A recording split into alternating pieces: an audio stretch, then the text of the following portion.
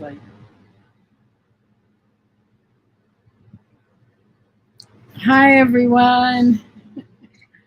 I'm Catherine with Lipedema Simplified and Lipedema Project, and Gail. I'm Gail with Lipedema Simplified and what's my bit?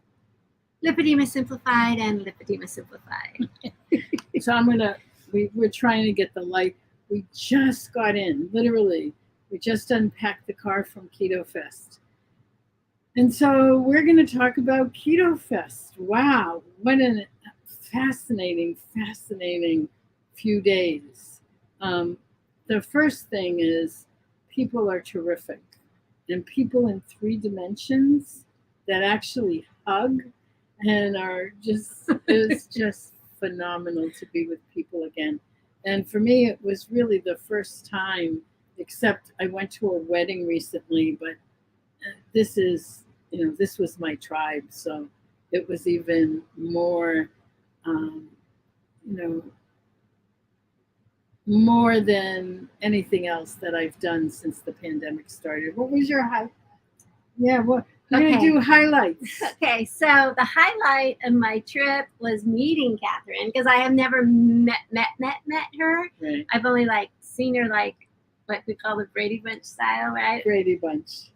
FaceTime, on Zoom. That's all I've ever met her. And so I was excited and nervous, and I was so thrilled to be able to come here. So that in itself was a highlight. But as far as our adventure together, we did some amazing things. We did. We went soaking in a floaty, or no, float.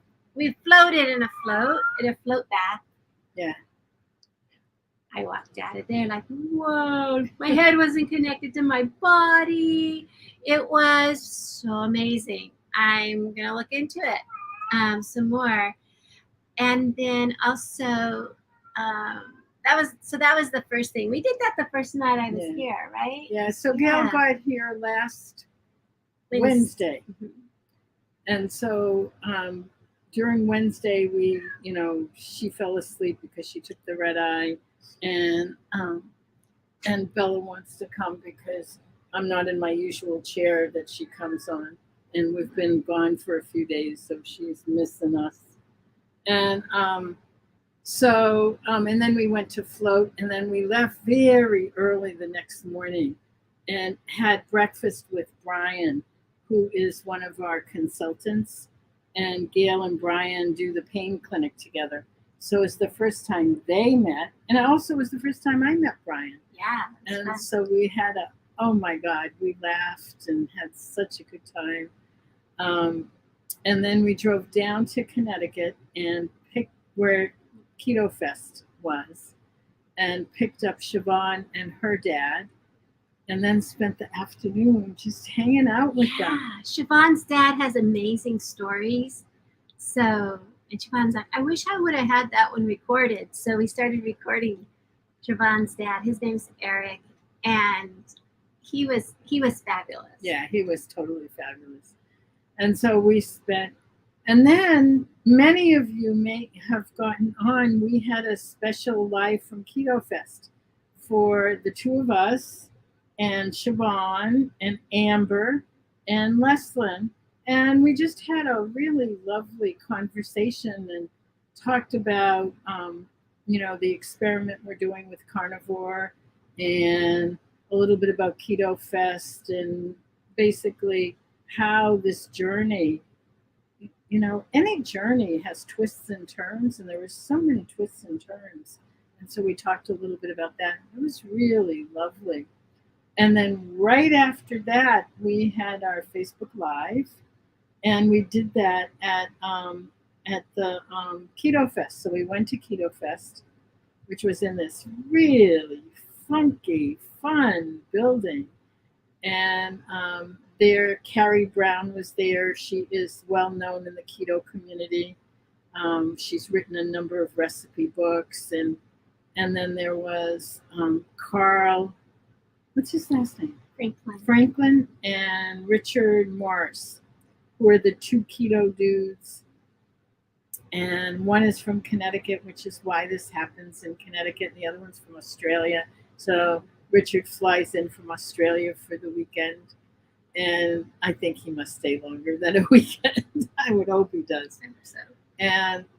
And we started to meet. The first person we met was Dave Feldman, who has spoken at many of our symposia. He is an incredibly brilliant researcher and the founder of the Citizens Scientific Foundation. And so we got to hang out with Dave for a while. Then we did our Facebook Live, which is our update every week. We do it. Yeah, and there was something that really special happened during that Facebook Live. Yeah. Oh, yeah. So you've heard me, as I've been going to physical therapy and reclaiming my mobility. Well, in order to get to where certain things were happening, this was a very long staircase to get up to the second level. And so I said, okay, I've been practicing. So I have 9 steps. This was probably closer to 23 or 24 steps. And so I went up step after step. And it was such progress. And we got it on live. So if you haven't seen the Facebook Live yet, it's also on YouTube. Yeah. Check it out. So she's holding her phone on her face the whole time, right? So not only is she going up the stairs, but she's got I was masked. She was masked. She had her purse with her, which is not light, let me tell you. And because she has stuff in it, and her phone in her hand doing it while she was going up the stairs. So all these different distractions she did on live. And then I stood at the bottom of the stairs and held my phone up like this so that you could see her making it clear to the top. It was so fun. Yeah, so I just want to say, and I want to go on the record and say, when it looks like there's no hope to regain mobility, there is. I was at a point where it looked like there was no hope that I would walk again. And for me to be both walking and going upstairs one step after the other, I'm not perfect yet. It's not going to be. I mean, we just got home and I'm tired. That's more activity than I've had in years. She said, "Did we do something this weekend?" I'm like, "Yeah." I'm so tired. What did we do? So we ended up partying and having a great time. When partying was almost like being in someone's living room where we were talking and sort of going from group to group. There were probably, what'd you say, 80 people there? Yeah, I think they were closer. I think there were more than 100. 100. Because there was often. Remember when we got together last night? The very last that lower room was packed. It was just packed. It was packed. So probably around 80 to 100, somewhere in there. Anyway, but there were all kinds of groupings, and so I sat, and the groupings moved around me. You did. I did. I was pretty much at the same table. Yeah, I was pretty rotten. I said, "Oh, Catherine's holding court," because the guys would come and they'd talk to her, and next few people would come and talk to her. Yeah, so she was holding court, I'll tell you. Well, at that point, climbing up the stairs was the max for me. Then climbing down the stairs. But anyway, we ended up having just such a lovely time. And that was Friday. And then yesterday was Saturday. And yesterday started very early and went very late. It was 5 speakers. And Dave Feldman was the first speaker, and he talked about understanding cholesterol. So many have talked to us about what happens with LDL and HDL, which are the 2 readings for cholesterol. His talk was phenomenal, so good. He has a way of making the complex more accessible. So Dave was the first speaker, and then Amber O'Hearn, who has spoken to our community many times, She is really she is the innovator around carnivore because she was the one who started herself, and there were others that were doing it when she started, but for our community, Amber's come in and talked to us many times and really holds the banner for it.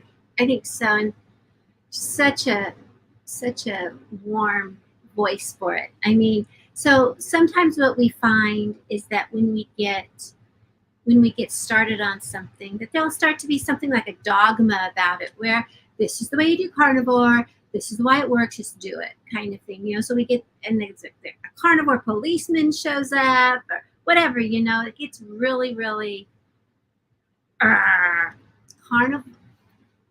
Amber O'Hearn is the sweetest, kindest, warmest carnivore in the world. But no, she's so gentle about it, and she started doing this sort of thing for weight loss, and then realized she was getting mental health benefits from it, and continued on with it. And at first, I mean, she tells the story that at first she didn't want to tell anybody she was carnivore. And then when she started presenting it, she realized that some of her benefits were for mental health. And she didn't really want to tell anybody about that because of the stigma around mental health. But yet she found benefit from the carnivore diet and her mental health and her weight loss. She's cute as a button and warm and has a beautiful singing voice. Yeah, Remember, she started off, yeah. she was you could tell she was nervous when she was with us just before she went on. And so she just got up and started singing. I know. It was sweet, kind of like eased her nerves. And Carl got up behind her and played the drums. Just started. Gave her a beat. Yeah, it was great. Yeah. It was a lot of fun. And then we had Siobhan. You want to talk about Siobhan? Yeah, so Siobhan, what's really amazing about Siobhan is, she's this great researcher person and just keeps digging around into things. She didn't come to keto or carnivore, either one, because of lipedema. She found out she had lipedema while she was doing this. And she has partnered up with us in a tremendous way. I mean, she's hanging out with us now. And so she actually presented, what's lipedema? What is it? How does this happen? What could be some of the things about it? And it was amazing because as she broke it down, sometimes when she talks to us, she gets all excited and starts talking faster, and she knows she does this. But at a conference, she's been working at slowing down, and she knew that she was going to be talking to a bunch of people who did not know about lipedema. She wasn't talking to a bunch of people who know about lipedema like when she talks to us. And so she started talking to these people, and I kept looking. I just kept scanning the audience because Catherine and I are on the side, and I'd scan the audience, and her entire audience was focused because they haven't heard about it. And yet, we know, and there are people in that audience who came to talk to us later, and they think they have lipedema. Yeah, there were a number of women there that most probably have lipedema. Right. You can tell by the classic body shape. Yeah, and and it was awesome because I did get to meet April Eiley, and she had gone to our symposium, and I've known her for a few years via Facebook, so it was really cool that she was there too. But she knows she too has lipedema, even though she might not be. So many of us aren't. We don't have a formal diagnosis, but we're pretty much self-diagnosed.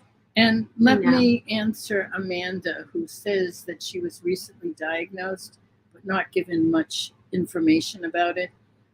That is the case. Even getting diagnosed is huge these days because it's very difficult to get a medical diagnosis, and so few doctors and healthcare providers know about it. But yes, there are many things that you can do, and keto is one of them. In fact, I really think keto is the cornerstone that can bring some relief from the symptoms. The cat's Bella's a hoot. yeah, No, that's this Karen one's Mia. Karen Mia. Yeah, Yeah, sorry. she comes. She likes to be part of. She always shows up during my my reflections on Sundays. So after Siobhan and Gail went to the diner to eat eggs. Didn't we wait and listen to Eric Westman first? I don't think so. It went. Oh yeah, because we saw 4. We saw Eric's. You did see Eric? I did see Oh, okay. Eric's. So Eric Westman was next, and he talked about heart health and keto and how do you say that? Sclerosis. Anyway, Yeah. arteries, and he was great as always. And then Gail and Siobhan went to get eggs. Right, because there's food there the whole time. Oh, yeah, there's a lot of food. There's a lot of food. And it was downstairs, which is kind of nice that it was downstairs because it actually kept me and Catherine from overindulging. Yes. So I had little tastes, but most of it was carnivore. We'd bring, yeah, right? It's pretty cool. So we would, I'd come up with a little plate for me and a little plate for her so that she didn't have to navigate those stairs over and over again. But Siobhan says, she's looking at us, and in her way, she's like, I think I'm going to go over to the diner and get some eggs. Well, nothing can compare, right? I'm going. Bye, Catherine. I'm out of here. So then the last speaker, while they were getting eggs, was Nina Teichholz, who I happen to love. Nina wrote a book called The Big Fat Surprise, really talking about, to say the role that fat plays. What we know is that fat is the best thing we can do for our lymphatic system because it actually it helps our lymphatic system, it helps our heart, helps our brain, it helps brain fog.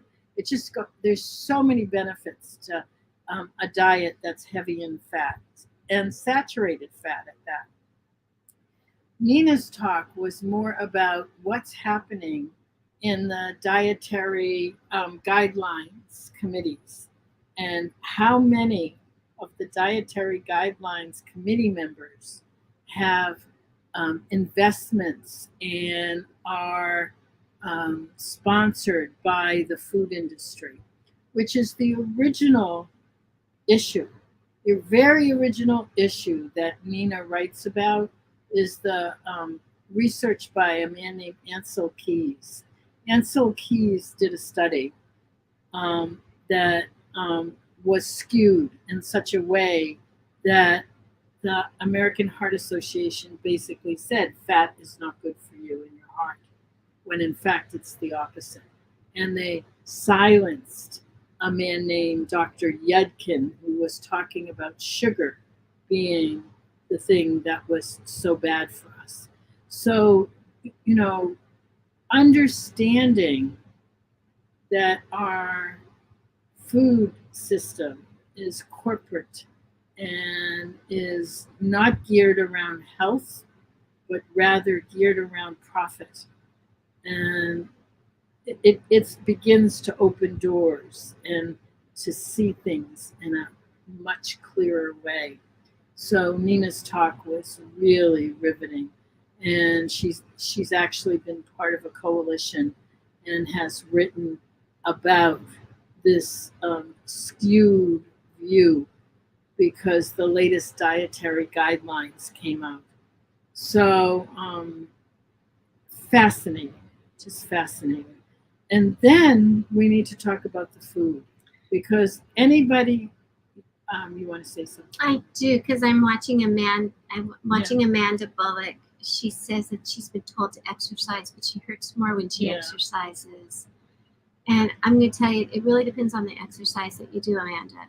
So, first of all, it's going to hurt. It's going to hurt when you exercise just simply because you are working areas that are fragile. I mean, our legs, our arms, the skin, and there's a lot of fragile tissue in them. And you're working those hard, you're stressing them. So the type of exercises that we have found that so many people benefit from are like water walking or swimming, gentle walking. What would you say? Yoga, stretching. And I'm not talking hot yoga. I'm talking gentle yoga. Gentle. So you have the deep breathing and the stretching, and then your MLD, and which is manual lymph drainage massage, wearing your compression. Those things are all helpful to the fragile tissues that are in our. So let me answer one more, Amanda. She's just saying she just doesn't get it, and everyone is different. Yes, everyone is different. And Gail is the director of coaching. We have a number of coaches. We have many support structures in place. On Facebook, if you haven't already, join Keto Lifestyle for Lipedema is the name of the group. And it's a free group. We have other support groups that have fees associated with them. But the one on Facebook is free, so join it. You'll get a lot of support, a lot of help. And you're right, everyone is different. So Edith says she's been doing keto about 4 years without much success. But focusing on last year, she's lost 100 pounds. I think that's successful. I think that's successful. Like, whoa. Yeah. And also she says there's a new set of problems. Yes. Please, if you're listening for the first time, there's so much that we have in our community that can help. So please feel free to get in touch.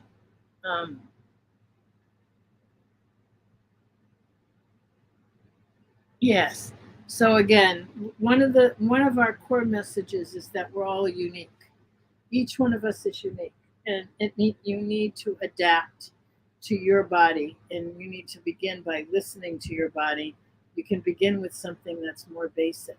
So the KetoFest was really about exactly what we're talking about, that everyone's unique, everyone is different, and you have to find what works for you.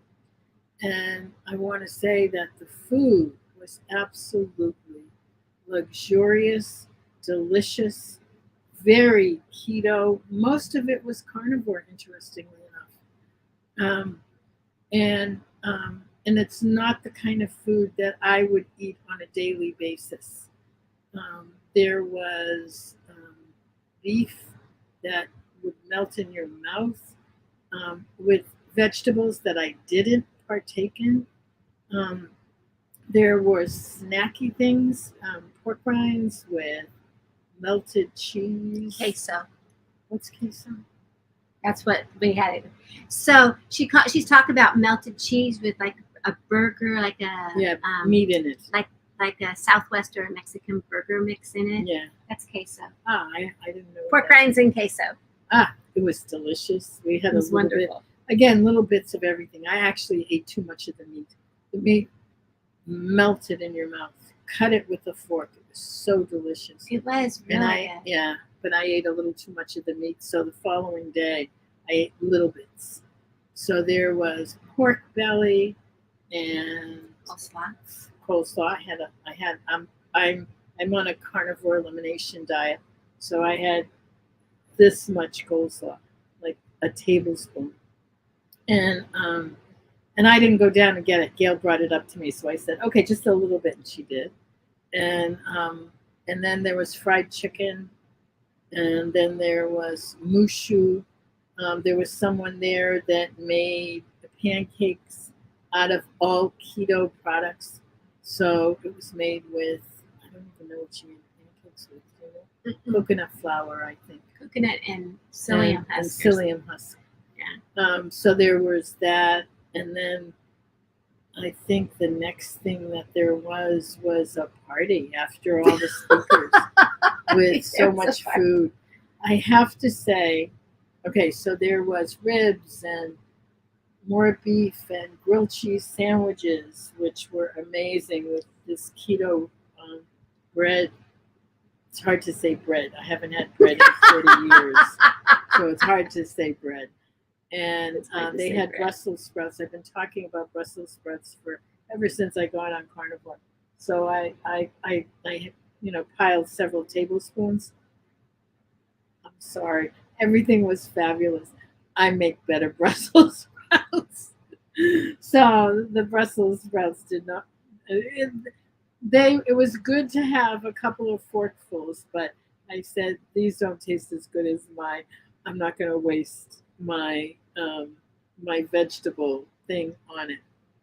So, but then we left early, and one of the reasons we left early is tell them what they had. Okay, so Catherine's like, she was having a hard time keeping both eyes open. She could keep one eye open at a time, pretty much. She was getting tired.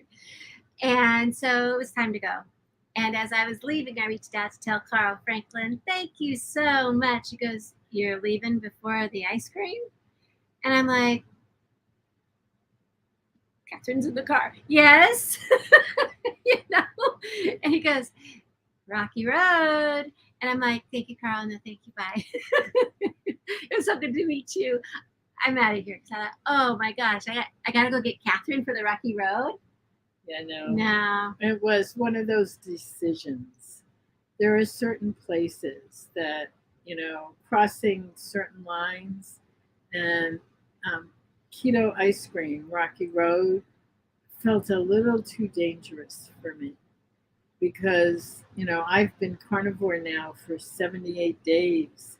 And, a tablespoon of coleslaw, a couple of forkfuls of Brussels sprouts, dirty keto, a little bit off, ice cream. Mm-mm. So anyway, Yeah. we forwent the ice cream. And I'm not really sad that I did. I don't have any remorse. That's good. Well, one of the things that I found, and I've been telling Catherine this since I've got here, is that things are too sweet for me now. Mm-hmm. And I think part of it is just simply because I've been working so hard and so long without the sweets. So when I did buy some of Rosette's mixes so I can make my husband Guy some treats and things like that. But I tasted their samples and they were too sweet. I never thought in my entire life that I would ever say that's too sweet. I mean, I could drink maple syrup out of the jug, right? But all this stuff was too sweet. And so I'm thinking I would have probably tried that Rocky Road. First of all, it's made with cream, so I'd be in trouble anyways. But then it would be like, I'm going to make myself eat this because it's Rocky Road ice cream, which is my fave. And I decided, what's going to happen is I'm going to think it's too sweet, and I'm going to force myself to eat it because it's too sweet, and I'll try to get my taste buds back. And I don't want to go that way. I think it could be dangerous. So there's quite a bit of comments in the chat. We usually end now, but I'm going to go an extra 5 minutes because a couple of stage 4 ladies have talked about the challenges of being stage 4, one having several lobules and a very heavy pannus. I just want to say that keto works, that it's possible to reverse that. And we've worked with a number of women. One woman who spoke at last year's symposium was 460 or 70 pounds, and she's lost 280 pounds, I think, at this point on keto. And it took her a couple of years, but step by step, it's possible. So if you're at the point where you're ready and willing to just take even baby steps to start out, please let us know. You can email Gail, Gail, Gail, at lipedema-simplified.org. Yeah, and I'll get you. I'll talk with you. We can email each other. I can help you find a coach. I can help you get started. I also noticed Edith she said, did I tell you I was 71 years old with rheumatoid arthritis, high blood pressure, and cardiopulmonary comorbidities. And I can tell you that we have had people your age and older than you. Many of our community members are older than you. That one is too. Me. I'm 73. And they have found not only help with some of their weight, it helps with their pain, it helps with their arthritis, it helps with their all of their inflammation, all of their inflammatory issues that they have, because keto is a natural anti-inflammatory eating, and ketones themselves are anti-inflammatory. So it sounds like it often sounds like it can be really hard, but when you're ready, you're ready, and give it a try. And it's not easy, but it's so worth it. We have women whose pain has decreased exponentially in just a few weeks before the weight loss, not because of the weight loss, before the weight loss. And so instead of always, so many of us focus on weight loss because we are heavy. We have to remember that there are many more things to consider a success. Oh my God, this is the lost pounds. Yeah, this is the longest we've ever gone.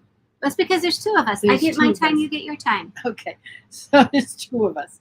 But I do want to answer one last question. Dr. Eric Westman was one of the speakers. He's at the Duke University Medical Center. He's on the faculty there as well. He's written numerous books. In fact, Professor Noakes, who is very well known in the keto, in the low carb community, he's from South Africa, so they call it Banting there, but it's all keto. Talks about Dr. Westman and his and one of his books that helped Professor Noakes realize how important it was.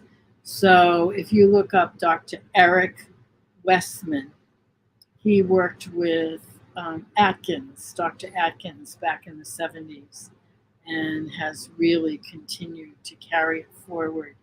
And he offers online courses now, and he's just quite a wonderful caretaker and physician. So I highly recommend his work. And with that, one word to Edith. Edith, you say what source can you give your doctor? That's what I'm giving her. I'm answering okay. That. Okay. The source you can give your doctor is Dr. Westman's book. Okay. But that's about keto, not about lipedema. Yeah, that's what she wants. Oh, I missed it somewhere. Yeah. Okay. Yeah. But if you need info about lipedema, lipedema-simplified.org, that's us. Just reach out to one of us. We'll get you information on lipedema also. All right, everyone. We literally just walked in. We had to decide whether to do this Facebook Live from Connecticut or from Boston back home at my place. So we had to figure out to drive and leave. So we left early. But it was a good trip. Yeah. And we just walked in, all the luggage is spread around, and so we're gonna sign off. Have a wonderful morning, afternoon, or evening, wherever you are. Have a great weekend. Many blessings. So good to see you guys all. Yeah, really. Bye.